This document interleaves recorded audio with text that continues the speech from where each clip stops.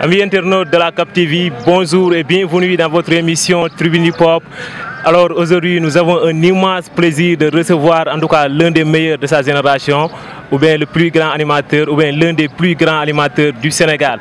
Il a fait 10 ans de carrière, 10 ans d'expérience et 10 ans d'existence aussi. Alors il se nomme tout simplement DJ Bara. Il est ici en face de nous. On va parler sur ses 10 ans de carrière, sur plusieurs choses. Alors Bara, naka war? Malay Faye, alhamdulillah bro. Sinon, ça fait plaisir quand même.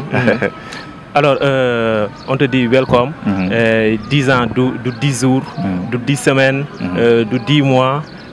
10 ans yëpp nga parvenir nekk constance nga rester calme rester sage mais laataa ñuy ñëw si loolu noonu est-ce que mun nga ñu ñëwal carrément si say début de carrière quoi. Merci beaucoup bro maa ngi lay nuyu bu baax a baax di am mbégte di jàkkaarloog yow ci Tribune Hip Hop. parce que tribune bi moom yaatu na. di nuyu aussi tamit internautes yi nga xam ne ñoo ñuy seetaan yëpp ci Cap TV. bu baax a baax di rafetlu seen liggéey encore une fois. merci di wax DJ Bara benn xale la. bu nekk ci hip hop bi depuis 2012. décembre 2012 ba cette année muy 2022. Donc 10 ans de carrière. 10 ans yoo xam ne gis nañ ci lu nekk daj nañ ci lu nekk def nañ ci lu nekk on peut dire. aussi jàng nañ ci lu nekk. et am nañ ci mbégte yu bëree bëri on peut dire. et aussi ci 10 ans yi ñi ngi woon rajo Top FM. foofu lañ commencé en 2012. ak benn nit bu exceptionnel ci man muy Abdou Karim Gueye. boo xam ne pour ma wax ci moom sax dafay metti parce que moom moo ñu dugal ci rajo moo ñu formé moo def tey ci ñun li nga xam ne loolu la ñu doon. ñu def foofu 9 ans. Top FM animé fa style mbedd ak Karim. si 10 ans animateur nga ñi ko def. parce que aujourd'hui animateur nga présentateur nga. ñaar yooyu ban nga si njëkk a def. mën naa ni à la base j'ai commencé à apprendre li nga xam moo di technique. parce que balaa dara il faut nga am technique. exactement technique laa njëkk a jàpp foofu noonu di ko jàppal Karim. jékki-jékki di koy mixel dem jàng ji DJing des cours de DJ aussi. dem si yàlla si DJ Paul moom ma njëkk a wan nan la ñuy mixer nan la ñuy caler son nan la ñuy defee nan la ñuy defee. di ko ñaanal yàlla fi mu nekk gënal ko xam ne fi nga xam ne foofu la jóge DJ Paul. après ñu continuer di nekk DJ. amateur dem def formation avec DJ Jivez à la MCU ba am fa suñu base ci DJing. continuer aussi di mixel Karim style mbedd. jékki-jékki di wax ci micro. comme loolu mooy commencé nga nekk un animateur un MC. après ay gars di la woo pour des concerts nga nekk présentateur. yaakaar naa ni noonu la ñëwee étape par étape. te lépp loo xam ne rek dugg nañ ci dañ ko jàng boobu mat sëkk quoi. exactement alors motivation bi fan la jógee quoi parce que on a tendance fii nii que ñenn ñi dañuy tëb rek dugg ci animation bi. ñenn ñi peut-être dañ koy fil depuis de bas âge. ñenn ñi peut-être dafa am li lay motiver alors yow lan moo newoon sa source de motivation ba peut-être nga bàyyi lu bëri dugg carrément ci métier bi nga xam ni moom nga nekk nii actuellement. motivation bi c'était juste parce que dañu bëggoon hip hop. bëggoon musique en général. parce qu'avant le rap man reggae laa doon gën di déglu. mais après xam nga rek le reggae au Sénégal. dama koy tooñee reggae man ne reggae bi dafa dee. après rap ñëw. ñu ne rap bi am na njëriñ. ñu ngi ciy gis suñu bopp. même en classe. buñ duggoon classe dañuy déglu hip hop. nga dàq ñu moo ñu gënaloon fuuf ñu bañ a déglu émission hip hop wala ñu bañ a déglu suñu son hip hop. léegi nag ñu ne. bëgg nañoo def dara ci hip hop bi. ma xool ne man mënuma rap. mënuma fecc. parce que man dama tooy quoi mënuma fecc mënuma rap. mais donc pourquoi pas être un animateur que j'ai beaucoup aimé. l'animation dama ko yàgg bëgg ma ne donc pourquoi pas. ci laa commencé dem gis Karim mu dugal ma ci animation loolu mooy source de motivation bi. ok sa première expérience DJ Bara ñëw na rajo premier jour bi nga nar a wax ci micro wala bi nga wax ci micro naka la demee est-ce que mën nga ci ñëw tuuti. non affaire bu graaw premier jour bi ma waree wax ci micro Karim daf ma bett. parce que dama doon téye technique bi benn jour ma ne booy dama wiiril nga defaral ma micro yi quoi. waaw ma defar micro yi. branché waat fil bi. fëgg ko. mu ne ma non micro kenn du ko fëgg booy. micro dañ ciy wax quoi. xaaral ibbi micro bi. Bara nuyul ñu lay déglu. damn affaire bi jëlee la kaw. waaw. ba xaw ma ban façon nuyoo laa nuyooti woon sax xaw ma salaamaaleykum mu ne ma lii mooy nuyoo bi. waaw mais ne ko mais nuyoo naa quand même. mu xaw ma déraillé quoi après ça m'a beaucoup motivé ma ñibbi si toog ne man li ma def dara baaxu ci. kenn xamul lu may wax. nan laa nuyoowee nan laa tooyee nii pourquoi après. 10 jours après. ma nekk Medina benn heure bi on peut dire ay midi. fekk 15 heures la ñu waroon def émission Karim woo ma. ne ma Bara foo nekk ma ne ko maa ngi nii Medina mu ne ma tey yaay def émission. fekk maa ngi doon doogee commencé ci rajo mu ne ma sax tey yaay def émission. maanaam du ma sa ñëw première expérience 10 jours après. waaw mu ne la yaa def émission bi. waaw mu ne ma yaay def émission bi tey. mu ne ko man mu ne ma waaw mu ne waa baax na. ma jug ci saa si. midi jug ñëw sama gàlle changé yére gaaw daw dem rajo 1 heure fekk na ma rajo. te 15 heures laa war def émission. ma ñëw assister Asmalik moo fa nekkoon mu ñëw assister ko fekkee li muy def xool la nag lan na lay yéegale piste bi na lay ibbee micro bi. di jàng noonu ci saa si pour préparer. mais 15 heures jot ma bind benn teg ni ma war a nuyoowee présentation yooyu noonu. te boobu à l'époque buñ doon commencé buñ tegee générique bi. benn beat la ñuy teg beat boobu du jeex te waxuloo. waaw. léegi saa bu may bee micro bi bay wax rek. mel ni dañ may téye quoi dañ may retenir. affaire bi def ma kaa nag ma mel ni ñi may déglu ñu ngi may gis quoi ma mel ni ku ruus quoi. ci biir studio man kase su may bee micro bi rek arriéraat. di def di arrêté di dem ba jeeg jékki-jékki rek commencé nuyoo. émission boo xam ne ay plus de 30 appels lañ doon am. ma ibbi ligne bi teg ay son ibbi ligne bi benn auditeur laa amoon jour boobu noonu. ma ne non 30 ma am benn garaawul quoi. ma ñibbi si dégluwaat émission bi rek supprimer ko. xam ne lii baaxul quoi mu nekkoon benn jour boo xam ne c'était spécial. et aussi ñu jàngoon ci lu bëree bëri. alors nga jékki-jékki aussi di avancer macha allah. et puis Ñuul Day Sow.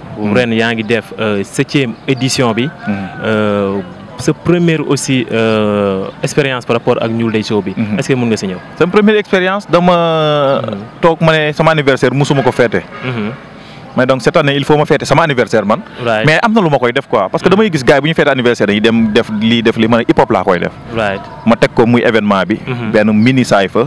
mini concert Saïfa bu mag sama buntu gàlle. foofu la édition bi commencé. affaire bi explosé nice. gars yëpp ñëw ma amoon ay retours yu extraordinaire. ma ne donc pourquoi pas ma pérenniser ko cette année prochaine dama koy defaat. ñi ma àndal ñoom Adams ñoom Aada ñoom Ndiogu ma leen année prochaine. dañ koy def entrée payante. yóbbu ko Miami. moo nekk Medina ñu yóbbu ko foofu affaire bi fees dell. ma ne man li may am nii. ñu bëri def nañ 30 ans ci pop bi mënuñu ko am.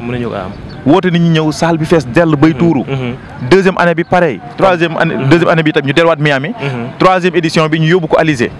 bi ñu ko yóbbu Alizé. mu nice encore. ma délocalisé waat ko yóbbu ko Blaise Senghor. après Blaise Senghor bi aussi tamit nice on na. malgré que xawoon na métti. 6e édition bi moom la ñu yóbbuwaat Alizé encore. gis nga Alizé 2 fois. Miami 2 fois sa mbundu gàlle benn yoon. ak Blaise Senghor benn ak bii mooy nekk 7e édition bi. donc mun nañ ne deuxième édition bi moom moo nekk li la rendre fier ba nga ne. merci ba nga posé ne carrément lii mun naa ko te dama koy def deuxième édition bi voilà. parce que deuxième bi mën naa ko jàppee c'est une première aussi.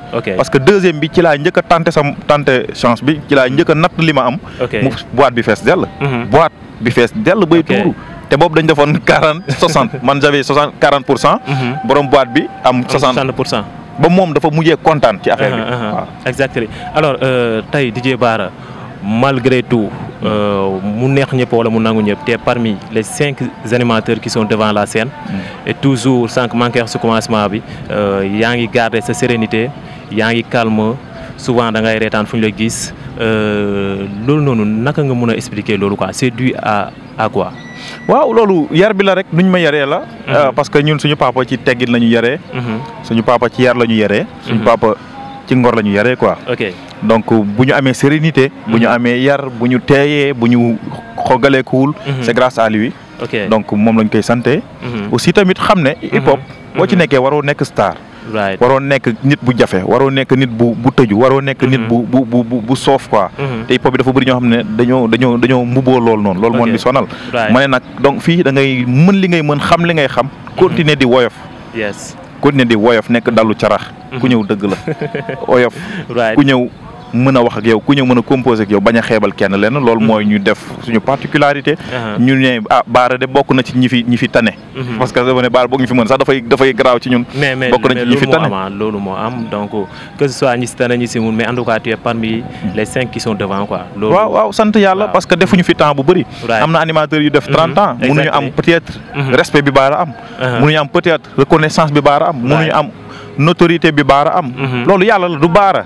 du Bara yàlla moo ko def ci ñun. yàlla la dëgg la mais nit ki aussi am na lim si joué ah.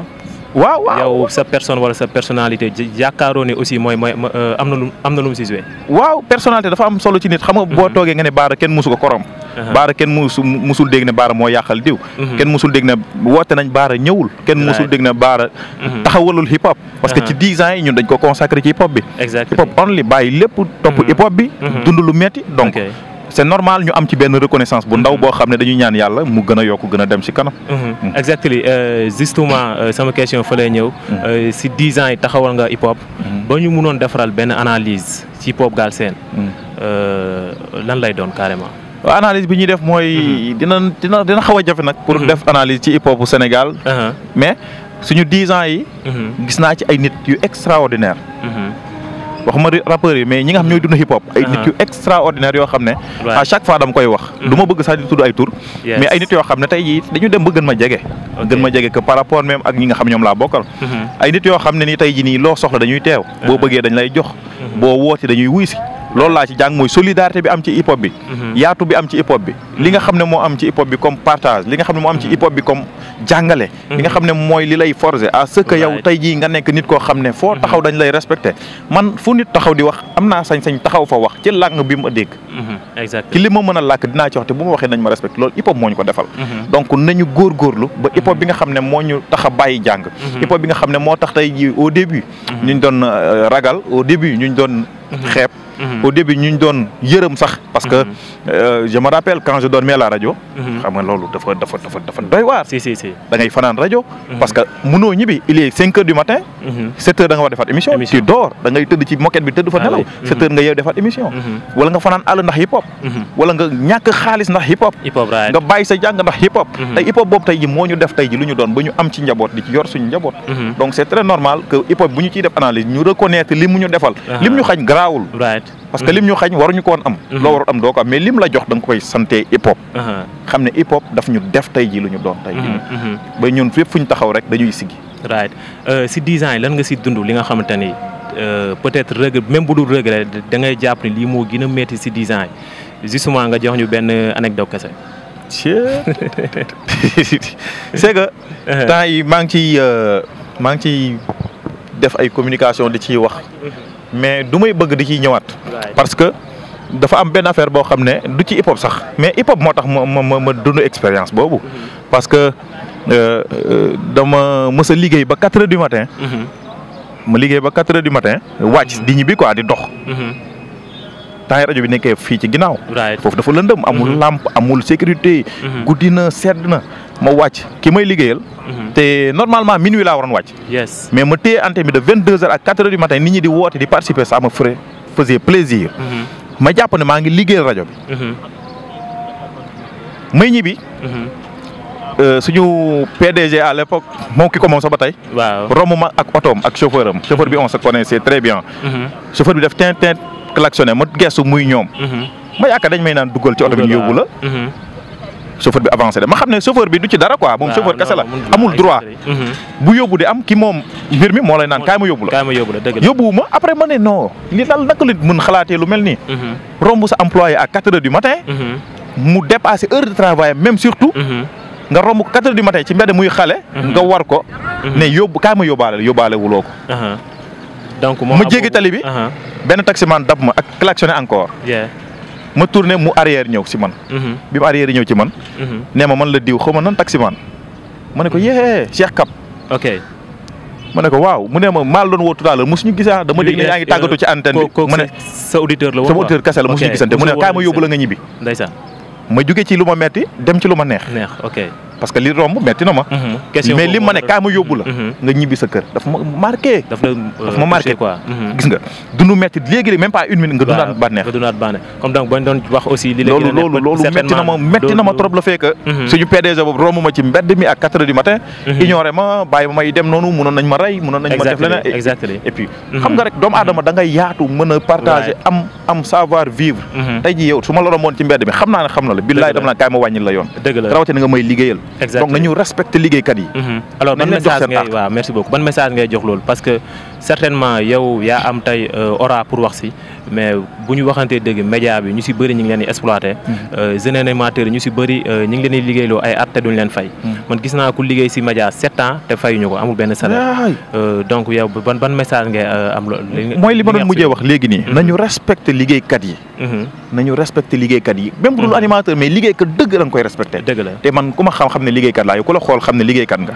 nañ ñu respecté. mais aussi respect bi dafay commencé ci ñun ñi nga xam ne ñooy liggéey. bien sûr parce que booy dem uti ji liggéey nekk jël ma rek man damay def affaire parce que dama ko bëgg. man jarul nga may fay. man dama ko nii nangam bés dina ñëw di nga soxla xaalis. loolu te nag nit ki loo saraxu bu ñu la ko mayee rek dañ lay yab. nañu respecté liggéeykat yi surtout les animateurs. ñu respecté mais tam ñoom nañu respecté seen bopp fi nga xam ne yow Christian yow nangu woo fa fayee ko 100 000 francs da nga gis animateur boo xam ne 10 000 francs da koy jël di koy liggéeyee. loolu c'est horrible. loolu mooy ñàkkal fayda sa bopp. donc bu ñu demee ba ñuy manquer de respect aux animateurs. loolu ci ñun la tàmbalee donc nañu continuer xeex ko gars yi gën ñu respecté parce que xam ne ñu ngi def liggéey bu am solo. alors le message est là message bi fort na donc certainement dinañ si jëlee jàngat yu bëree bëri na gars yi gën a respecté seen bopp parce que muy respect muy lenn ça se mérite et si yow lay commencer quoi. Et maintenant on va parler de Ñuul Day Sow. ren mooy 7e édition bi. c'est le 12 mars au MCU de Ouakam. particularité bi lan la par rapport ak yeneen yi quoi. waaw particularité année bi mooy. les 10 ans yi nga xam ne moom laa ci war a féete. parce que 10 ans yi may féete yëpp dama ci ànd ak ñoom. ñoom auditeurs yi ñoom mélomanes yi ñoom askan bi. cette année ma woowaat leen ne leen dama leen daan fayeeku. entrée mais cette année c'est gratuit.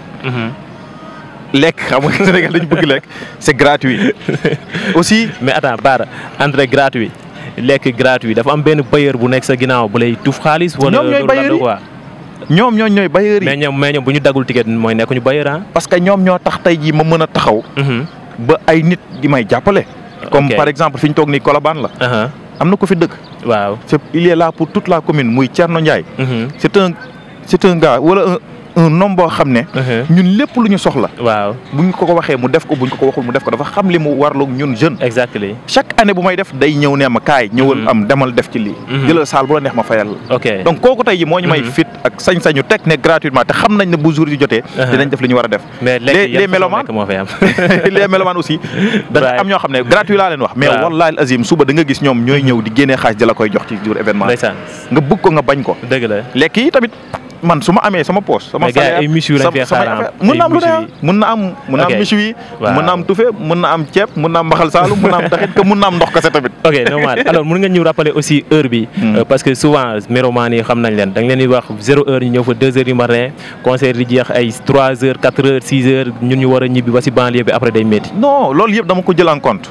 parce que man bugguma nit di ñëw ci man di am jafe-jafe ñibbi. dëgg la cette année 18 heures lay commencé. il faut que ñu delluwaat hip hop bi jamonoy timis. mu commencé heure boobu. minuit muy jeex. ñu bëgg ko. minuit day jeex ñu bañ ko minuit day jeex parce que MCU. Ouakam minuit dafay tëj. foofu dafa am ñu dëkk foofu noonu kenn du leen tànkal. dëgg la donc minuit à la kulli même bu show bi commencé woon 23h59.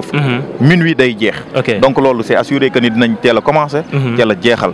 aussi cette année prestation yi dafay nekk lu particulier parce que y aura un show DJ aussi si prestation bi ak yan façon artistes ñoo fay nekk quoi c'est-à-dire les têtes d'affiche ñan la. non du may bëgg sax di wax tête d'affiche. parce que man ki gën ndaw tête d'affiche laa ko jàppee man sama événement amul star loolu yow la amul ki gën a mag amul ki gën a ndaw loolu yow la parce que da nga ëmbul mais artistes yi seen biir sax xam nañ ni tête d'affiche am na si concert quoi. waaw xam nga ñoom ñëpp a yem nag ci événement bi. waaw que nga njëkk a joué que nga mujjee joué ñoom ñëpp laa yemale. dëgg la mais y a des artistes yoo xam ne depuis le début ils sont là. Ada Cannibal. Leuz Diwane ji. Popesa.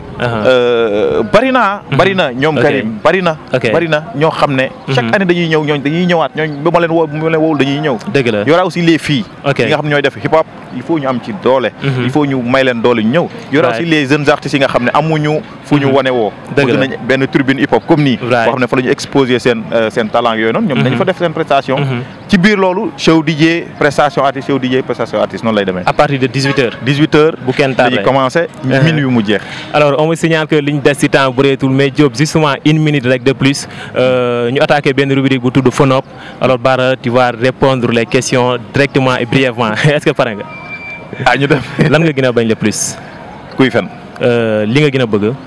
dëgg. sa couleur préférée. mu ngi nii noir. bu ñuul laaj plat préféré. Mbaxal Saloum. référence kan mooy sa référence. Cheikh Ahmadou Bamba Khadim Rassoul. votre meilleur artiste ou votre meilleur album de tous les temps. dugal nga ma fu metti. non moo tax ma jox la benn. dugal nga ma fu metti ou votre meilleur album de tous les temps. sama meilleur artiste dugal nga ma ci coono de. non wax ñu benn rek. non bàyyi ma romb boobu. léegi votre meilleur album de tous les temps. boobu tamit day metti parce que man li ma dégloo bari. ok ci jiwul old school wala new school. choix la. choix man nag old school neex na ma trop même su fekkee new school la les old school j'aime bien quoi. drill wala trap. non old school boom bap. boom bap waaw. ok rajo wala télé. Seneweb wala média bi de démarché si suuf. non kenn démarché moom maa ngi Seneweb maa ngi ci jàmm. alors boo amoon benn mot bi ngay wax pour Sénégal. pour la jeunesse benn message lan lay doon. jeunesse bi ñu fonk seen ay waajur. jeunesse bi ñu yeewu. jeunesse bi ñu nangoo liggéey. jeunesse bi ñu ambitieux. ñu nekk ci dëgg. parce que boo nekkee ci dëgg doo sonn. lu metti metti da ngay arrivé. jeunesse bi ñu gën a gëstu ji xam-xam. jusqu'à présent man damay jàngi ji. yow yaa ngi jàngi ji keneen mi ngi jàngi ji. nañu jàngi xam ne réew mi ñun ñoo koy yore ji ëllëg. bañ a yaakaar kenn ci lenn te képp ku ñu defal lu baax. ñu reconnaître ko loolu noonu. reconnaissance am na solo trop. alors merci beaucoup DJ Bara, ça a été un plaisir d'en tenir avec toi. ñu ngi lay jaajëfal bu baax a baax. rendez-vous aussi le 12 mars au MCU de Ouakam à partir de 18h Ñuul Day Show 7e édition foofu lay amee alors votre mot de la fin. waaw mot de la fin bi mooy merci. à toi di la encourager di la wax ne jàmbaar nga yaa ngi def lu am solo ci hip hop parce que xam naa la sonnoo taayoo damoo lii kese la. dëgg la aussi média bi nga nekk mu di Cap TV yàlla na yàlla may leen doole ju bëree bëri. parce que Cap TV tamit dafa war a dem ci kaw a kaw parce que déplacé wu side ba side pour def interview ak jëmm ju xeebu ji. donc yàlla il faut mu may leen ay moyens yu baax ba bu ñu gaare seen ay oto ku nekk gaare otom am seen ay locaux yu baax a baax yàlla na leen ko yàlla defaral. di wax gars yi le 12 mars. MCU maison des cultures urbaines de Ouakam. ci rond-point monument de la renaissance bi foofu la nekk. 18h ñu commencé minuit ñu jeex. j'invite tout le monde ñi ma woo ak ñi ma woowul. ñi ci jàpp ak ñi ci bëggul jàpp. ñi bëgg jàmm yàlla ñu am jàmm. ñi bëggul jàmm yàlla ñu am jàmm par force. alors na ñëpp am jàmm on invite tout le monde le 12 mars au MCU de Ouakam à partir de 18h Ñuul Day Show moo fay am c'était bien sûr votre émission Tribune Hip Hop comme invité du jour DJ Bara. On vous donne rendez-vous prochainement mais merci également à Pape Gueye pour le cadrage, Diop pour le montage comme d'habitude. Merci aussi à toute l'équipe de la Cap TV. On se donne rendez-vous prochainement avec un autre invité. Jaajëf.